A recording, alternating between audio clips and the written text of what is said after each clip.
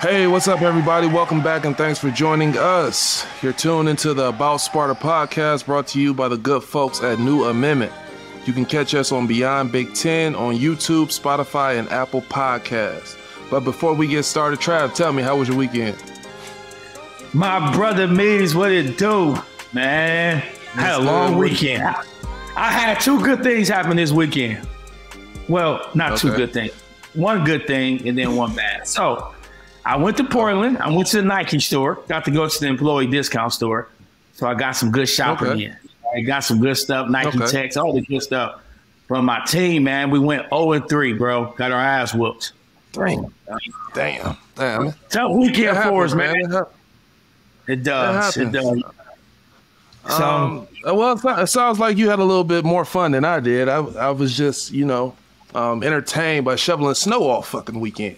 That's where my life is at.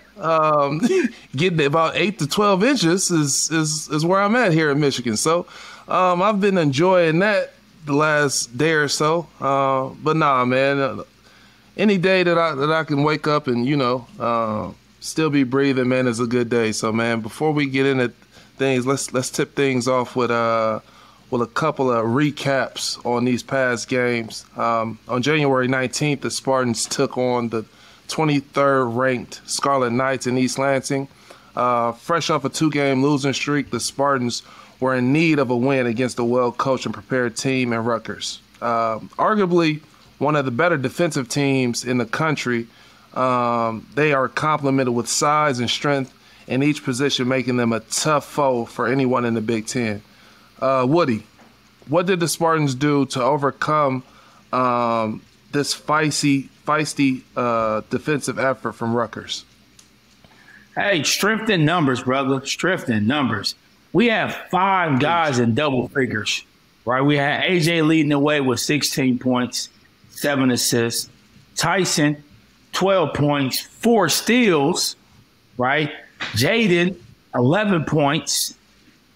Hauser, Joey, 13 points, and Jackson, 12 points. We have 5 guys in double figures, and whenever you can have that, it just leads to a good situation. Also, man, we shot incredible from the three-point line, right? We had 4 guys that made 3 three-pointers, right? We had AJ, he was 3 for 5. Tyson, 3 for 5. Jaden, 3 for 6, and Joey, 3 for 5. When we're playing like that, it's at home, crowd is rocking. It's hard to beat us. It's hard to beat us at home like that. So I thought it was just an unbelievable game, just collectively. Yeah, in these type of games, man, it's weird because they usually make me nervous. Just because of the Rutgers identity. They're long, athletic, and they just seem to play with that chip on their shoulder, and that's usually the formula to winning on the road. Just think the first 5 minutes into the game, we got off to a rocky start shooting 2 for 7, and we were down 9 points. But, in timely fashion, we got ourselves together, and then we went on a 12-2 run in the next 4 minutes, which earned us our first lead of the game. And from there, we didn't look back. So it was some positive things out of that game that I think that we got out of it. But it's still a lot of things that I think we need to work on as a unit. Yeah, because I think, right, like I think when you look at us, and we spoke about this before, why I was worried, similar to you, with first the style that they play with, the way that they defend collectively, but also just that veteran leadership. I think Rutgers, is taking another step as a program, right? So, like, we're that team to be reckoned with in the Big Ten, and we're going to compete for a championship. So I thought with us coming off of 2 losses, heading into that game, it was going to be tough. And it started off like it was going to look like it was going to be a long night for us. Yeah.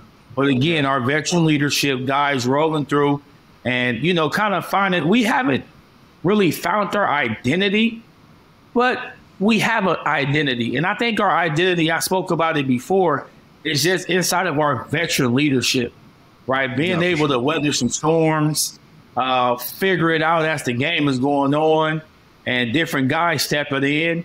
AJ being that engine and allowing other guys to kind of like facilitate and play off of him. So I think that's really important. And I'm glad we got this win because we needed it in the worst way, right? We needed it. We needed it in the worst way because also just a quick stat to throw out there, we got out rebounded. 40. It was 42-34. So I mean that rarely happens for us, but just shout out to Rutgers, man. These guys are physical and they play hard. Yeah. On that 3-point, just to clarify, that 3-point percentage, man, it was 12 for 22, 54.5 3-point percentage. That's incredible. It's hard to beat the team when it's like that. It's hard. Shot the ball really well. It's hard.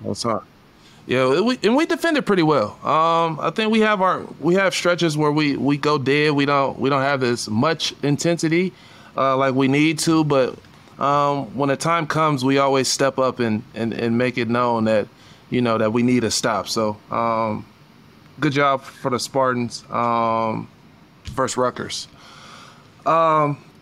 Let's hop on to the next game. The Spartans take a field trip to Assembly Hall to face off against the Hoosiers, who have won their last 3 games convincingly. And more importantly, have become a real threat within the conference. The 19-6 Hoosiers seem to have hitched their stride, sitting in 7th place right behind the Spartans with a 4-4 record in the Big Ten. Trav, realistically, can Indiana make a push for the Big Ten title? And has Trace Jackson Davis become the front runner for the Big Ten Player of the Year? Because this guy, man, he is rolling right now. He's a problem. So first question, no. I don't think that they can make it. I think, I love the honesty. Purdue is so good, man, and they're playing so well, right? They are, man. They are. They're going to have a hiccup. Like, I hope, we're going to play them soon, so I hope we can go in there and get a win. But I just think they're so good right now. Like, they're 8-1 in the Big Ten. And, like, it's that 2-game stretch. But, like, right now our conference is beating each other up. With our conference beating each other up, there's only a few more games where you can look at and say, this team can beat them, that team can beat them, but they're not going to lose too many. So I don't think Indiana has a chance to compete for that championship, the Big Ten championship. On the side note, in Portland, I'm walking in the Nike store. I see these 3 guys walk in, and I'm like, I know that walk from somewhere. I look, and it's Christian. And as I go, I'm like, Christian who? Oh, Christian. No. Oh, no. So I'm in the Nike store. I see him in the Nike store. I'm like, yo, what's good? So I'm like, yo, why you talking that? And as I'm saying that, I forgot as the game is going on because I had left. And I looked. And he like, yo, the game is being played right here. And he has the game walking around the store. And he like, yeah, we beating y'all right now. Talking that shit. We beating y'all. And I'm like, I got to go back and watch it because I'm moving around, busy day. Right. He was talking shit, man, the whole time. We walked by each other a couple of times, bro. He like, we still up. We still up. I'm like, man, that's that energy. Keep that energy though, Christian, man. Y'all still gotta come to the Breads, man. So keep that same energy. Hey, man, because we want all the smoke. We going up the chimney to get it. And like you said, I think in the second question, I think Trace is playing so well, man. I think it's between him and Edie. Edie, how you say his name again? Yeah, Edie. Eddie or Edie? Okay, so I'm gonna repeat that. Yeah, so to answer your question, Edie. Ray, I think it's between Trace and Edie, right? I think they're both playing really well. Trace has been playing really well these past few games. He has had a great year. So if he gets it, I wouldn't be disappointed. Right. But if he doesn't receive it, I understand that the big fella at Purdue is having a great year and they're also winning. So I think overall, because of Purdue record, if they stay where they're at, I think Edie, takes it. Yeah, man. Edie, a.k.a. the Mountain of Game of Thrones. This guy is, man, it's a lot of things you can teach in the game of basketball, but size is not one of them, man. And he is just a problem inside. So I think you're right. It's definitely those two. And also Murray, I would throw in Murray in there in that mix as well. Murray's been playing really good basketball for Iowa as well. But Jackson Davis, he's starting to make a push for that player of the year. I mean, the guy had 31 and 15 and 4 assists. Like he is one that constantly gets the ball on that block, and he's either going to work or he's finding that open man out of the post, and he's making plays, man. He's making all the right reads, and he's playing well. He's playing good basketball. But question for you, where does the real problem lie for the Spartans, who have now lost 3 out of their last 4 games? Man, I think it's just trying to find our rhythm, like trying to figure out like the Malik Hall situation of not playing is tough. AJ got in foul trouble in the first half, so he was out for a lot of that. Just trying to find some consistency, right? As the Big Ten get going, it's just a hard conference. And like trying to figure out, what we need to do to like turn that corner. And I think it has to be collective. We have to continue to lead on that veteran leadership, and, just defensively, we have to be better, right? We have to be able to defend and mug stuff up. So I just think it's a total of our defense. If we can take that Rutgers game, we shot the ball really well, which is not, normal to shoot the ball that well. But if we can have guys, make shots and different guys step up, that, Indiana game where, like I said, AJ was in foul trouble. At one time, we had 3 freshmen out there, which was tough on us.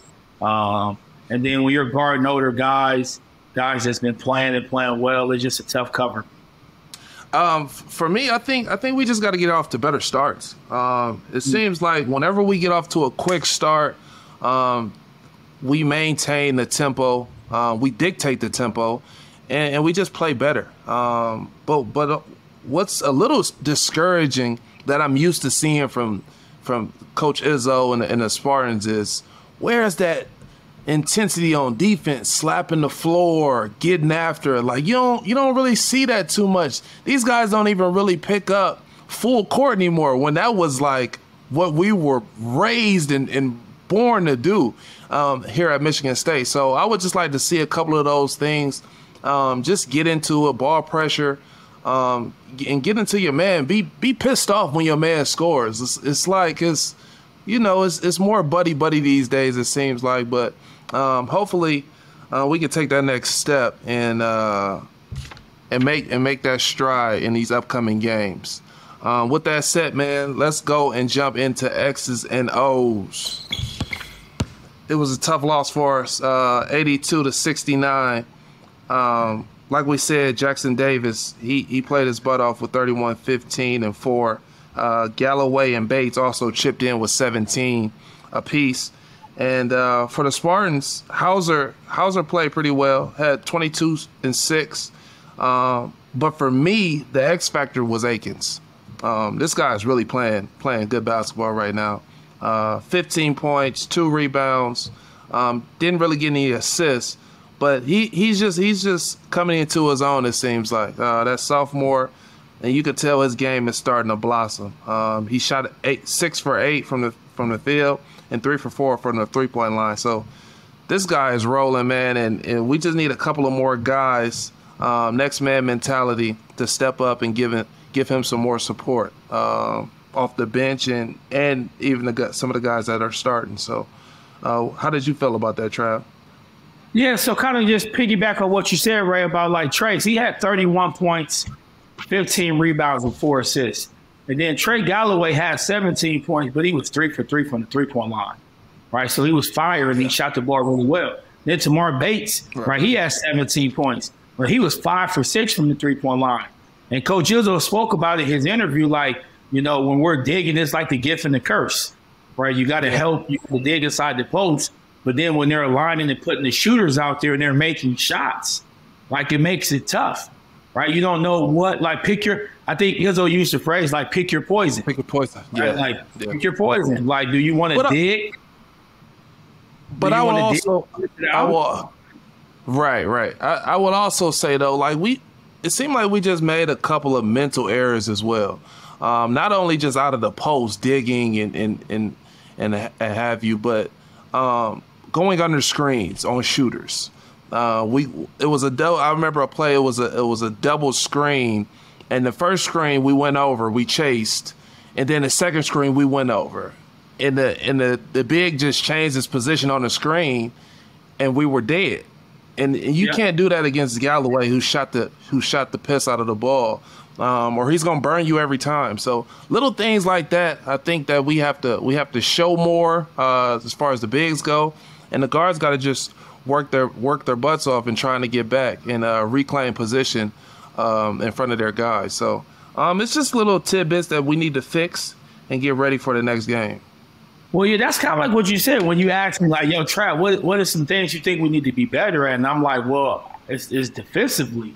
And I think, right, being a defender, knowing defense, a lot of times great defenders, right, are great second and third effort guys. Right. It's when you get screened and you're like, I'm about to maneuver through this screen. I'm a Charlie Bell this screen, right? Charlie Bell is for you guys. If a guy coming off a screen, you get behind him, you trail, you get back into the pocket. So like understanding the game plan and knowing like we can't have these mental mistakes, and on the road, you can't do that.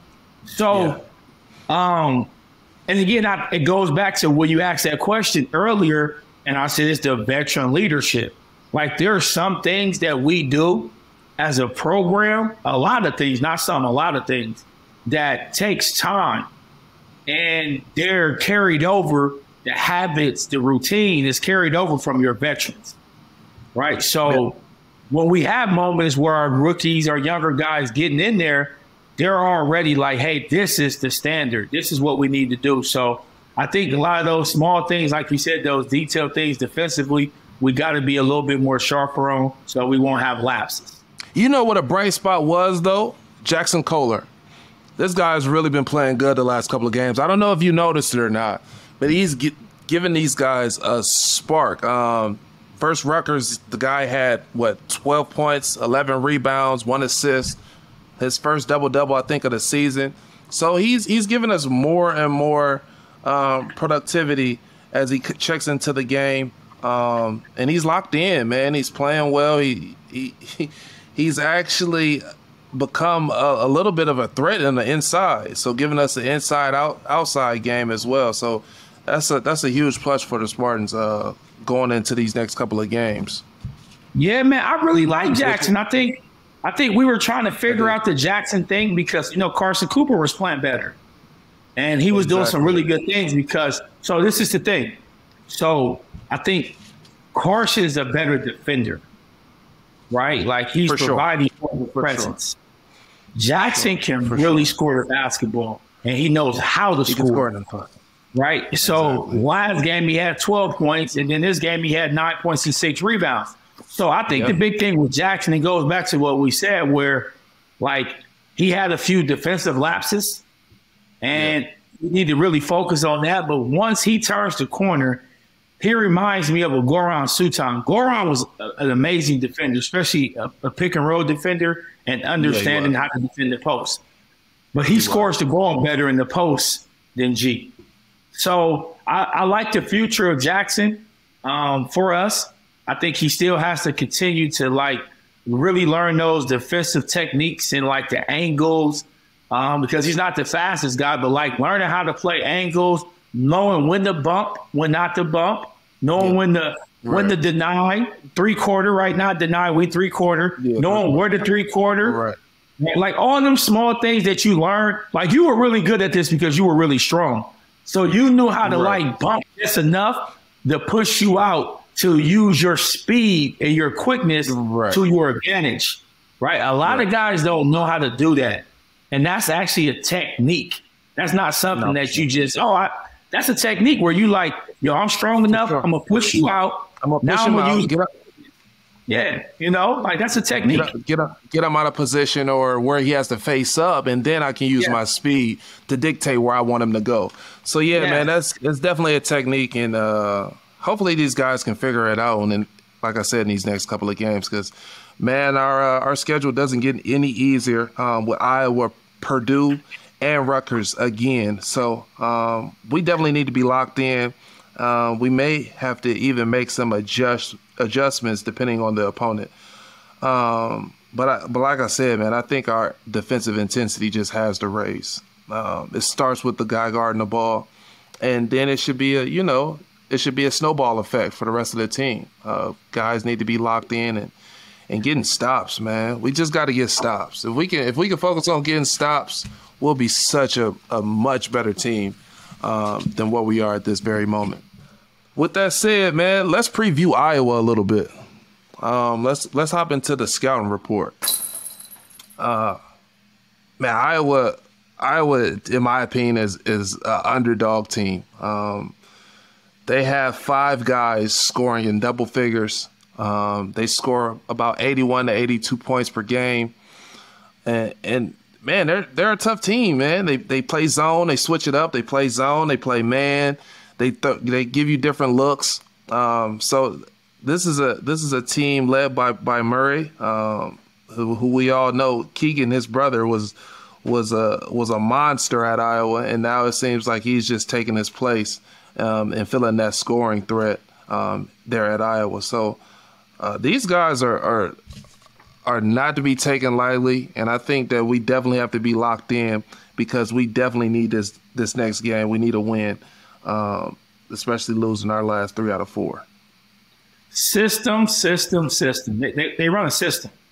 They know what they're doing, right? And their system wins them games, it loses them games, right? But they're going to run and do what they do. They're built behind a one-man. Like you said, they have 5 guys that are playing well, that's getting great minutes, that's contributing, but they got one guy who's the big dog, who's the big fish. And that's the Murray, right? Like he is, like he's a clone, essentially, of his team, right? Really, like you taking one and you putting the other one in. He's a clone, and he's having an unbelievable year. Coming off of, like I said, his big brother played great last year, and was a top 5, top 10 pick in the NBA. So now he's coming back in, right? This kid is averaging 21.3 from the points a game, 8.9 rebounds, 51% from the field, 75% from the free throw line, and 37.6% from the 3-point line, right? Like he said, he's a candidate for Player of the Year, and a serious one. So whenever you have a guy that's like that can put up those type of numbers, they're always tough to play. Yeah. Because you just never know what could happen. He can explode on top of the other guys that are contributing, right? He's a guy, Ray. This guy's capable of scoring 40 points. No, right? Easy. And I think what makes I think what makes him so special is it looks effortless.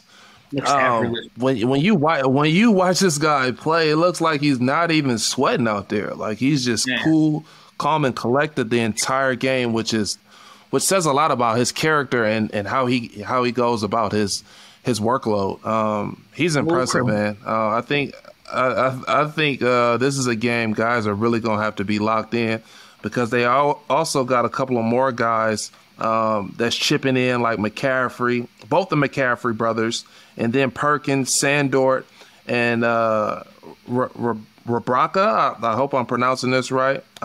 This guy is averaging 14 and 8.4 rebounds. So they have some guys, man. You can't take this team lightly, or we will end up in the losing column again. Well, so think about this, Ray. And we spoke about this last time we played Illinois. And then we have Purdue. Yeah. Now we're playing Iowa, another game where Purdue's the #1 team in the country.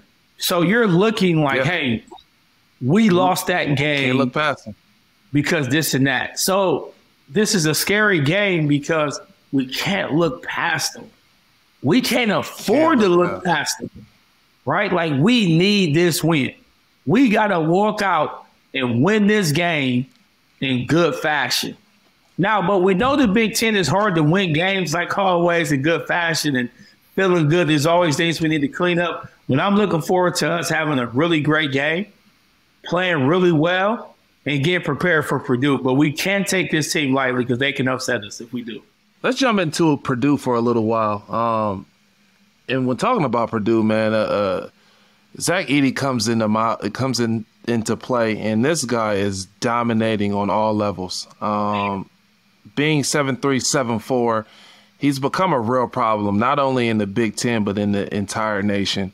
What do we need to do to prevent him to get into his spots and keeping him off the glass? I think that's the main things that we need to do. What do we need to do to try to prevent some of those things from happening? The big mountain, as you called him, the big diesel, whatever words you can think of that has big in front of it or dominant in front of it, and they give him a nickname after that. This guy is a problem. Last game he played is 32-17. His numbers leading the Big Ten in scoring, 21.5. Leading the Big Ten in rebounding, 13.2. Leading the Big Ten in field goal percentage, 61.5%. This guy is a force. So, what do we need to do? Ray, we played against a guy in the Final Four in 2009, a guy named Hasheem Thabeet. And Hasheem was exactly the same size or felt and looked like he was the same size. He was every bit of 7'2", 7'3". So, yeah, very close.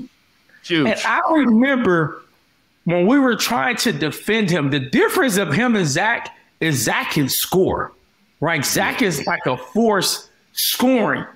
Hasheem was a force defensively. But they both took over the court. Like they just took up space. And they had Jerome Dyson. And they had was another guy they had. They had Kemba Walker. They had someone else. So their guard play was AJ Price. AJ Price. Hold on. Let's not forget who we talking about. AJ Price was a killer. That's true. AJ Price. Yeah, appreciate that. AJ Price. So they were different, but they both took up a lot of space. And I just remember us like really saying we have to try our best to push him out the paint and dig. Well, we clogged that, and we clogged the paint. We clogged the paint. Right? We clogged it. You can't do that against them because they can shoot the ball. So like, right.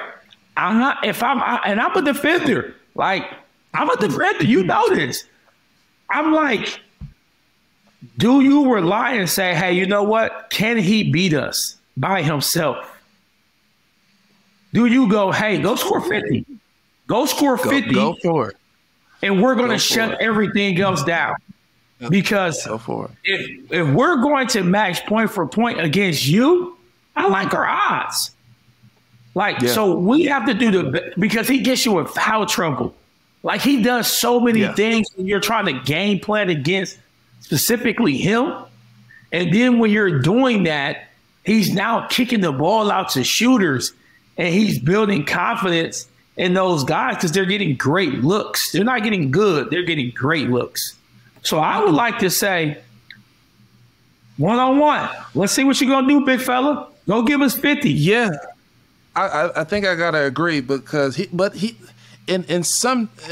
a way, he's such a tough guard because you can't really front him either.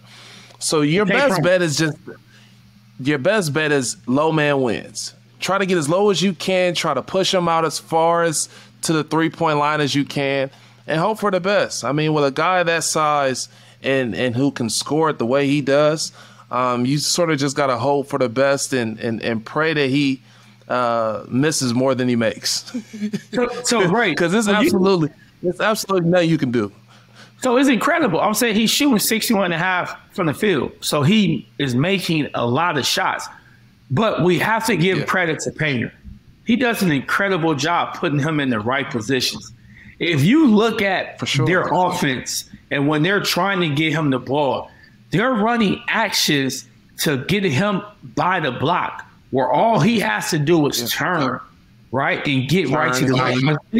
When they scored that game-winning bucket, when he scored, he was basically at the basket, right? He just was turning around, finger rolling over the rim. Like, give me that. You know what I'm saying? Like, did you see that the action was so simple? It was simple. It was so simple. It was like, we're talking about a normal cross screen, down screen. Like, there's simple actions. He's just so big, and he's a force to move. He does a great job.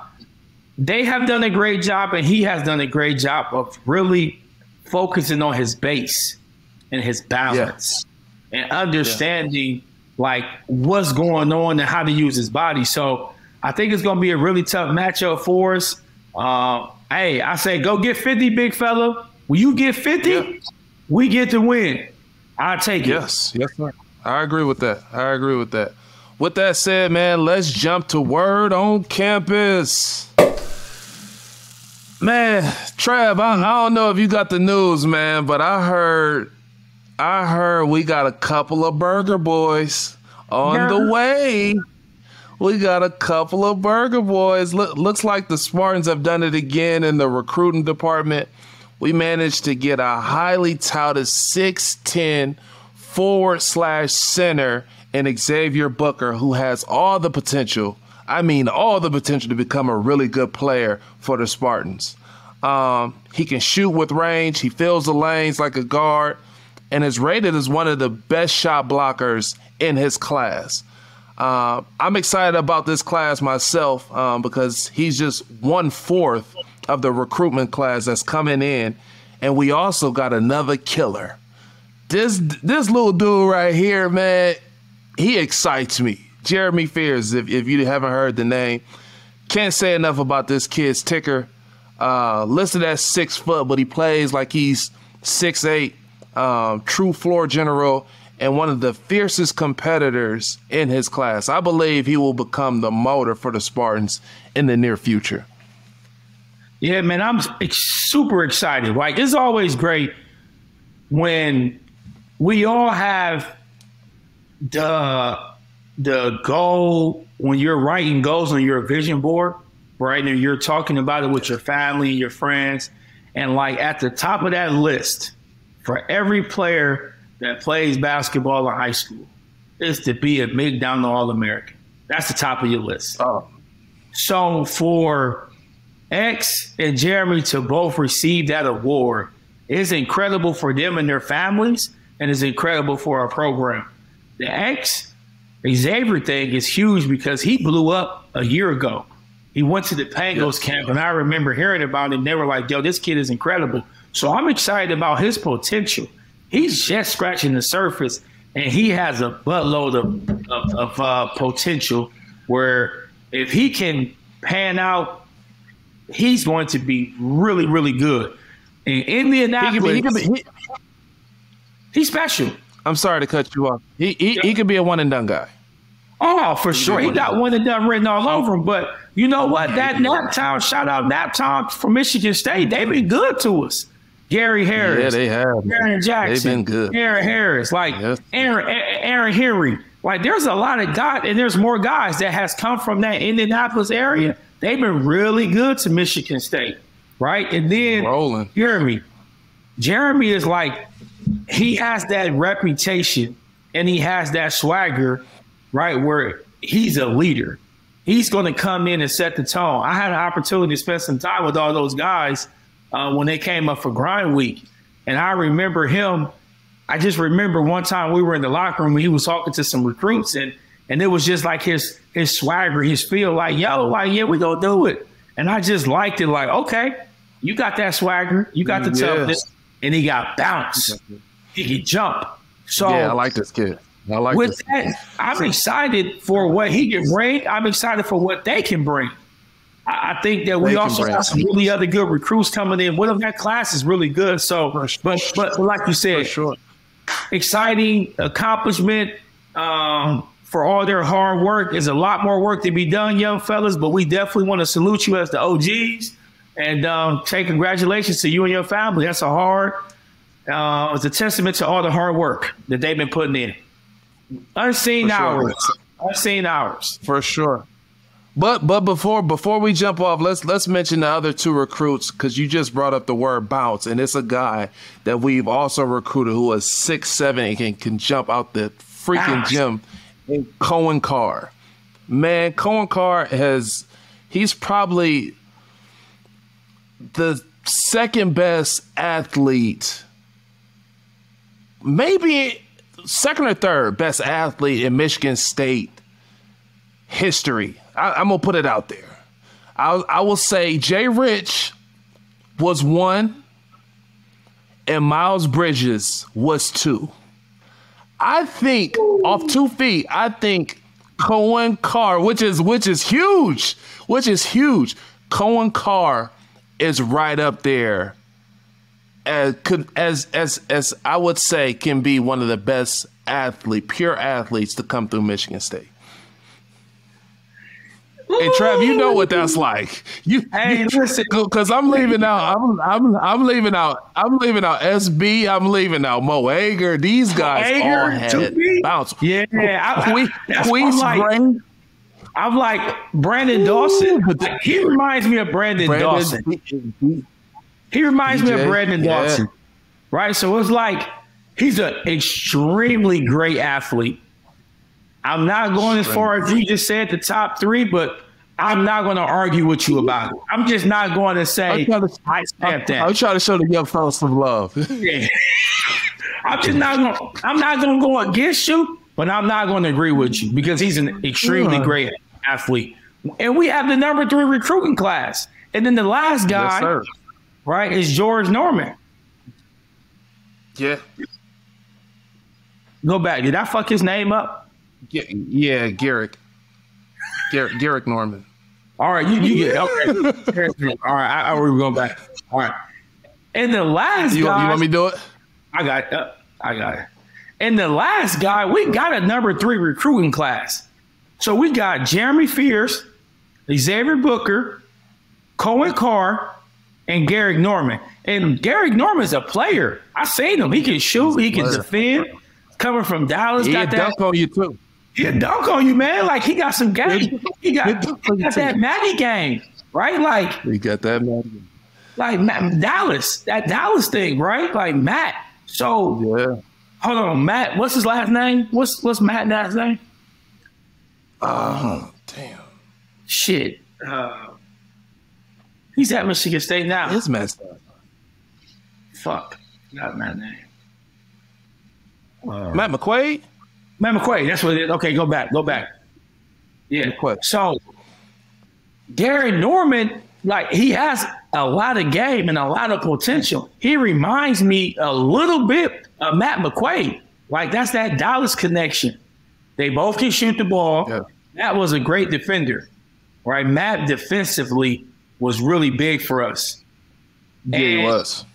Coming in, Matt had good bounce. This kid bounces great too. So we got a very athletic group coming in. So we should have some athletes. They got some swagger, so I'm excited about this class. Like I said, we're number 3 ranked nationally. That's one of the highest classes, to ever come through. And just to leave it, Jeremy, I seen something yesterday, and I have to confirm, maybe in the past 20 years, they're saying that he's the highest recruit from a point guard ever to come to Michigan State. Really? Overall. I think it's in the last 20 years because Mo Cleese was number 1. I talked to Mo. Mo had told me he was like number 1, number 2 behind Mike Bibby, and he was number 7 overall. So Mateen Cleese. Yeah. He had to be in the next. In Magic, I think Magic was number 1 overall. So I'm sure. Come on, man. That ain't even know. Right. That ain't even know comparison. 20 years, he's the highest recruit. 20 years, yeah. Okay. Yeah. Okay. Good, man. Well, that's great, man. To be able to get that type of recruiting class to come to Michigan State, with already a pretty good team that we have now, I think that's a lot of firepower that we're adding, man. And I can't be more excited to see these guys get on the floor and get a chance to just watch them play, man. It's going to be exciting. No doubt. No doubt. Well, that looks like that's it, man. Another great episode on About Sparta has come to you. I hope you guys enjoy it. We'll see you guys real soon. Beyond the Big Ten is a network of podcasts that aims to be your go-to resource for all things Big Ten. We cover the entire conference with shows hosted by ex-players and athletic alumni, aiming to be your go-to source of information and entertainment for your favorite team. Hosted by ex-Big Ten players, media, and insiders, our podcasts are focused on giving diehard fans and those alums an inside scoop about the teams and people that make the Big Ten Conference one of the most watched and most talked about conferences in sports. We're excited to talk Big Ten basketball with you wherever you may be. Subscribe now.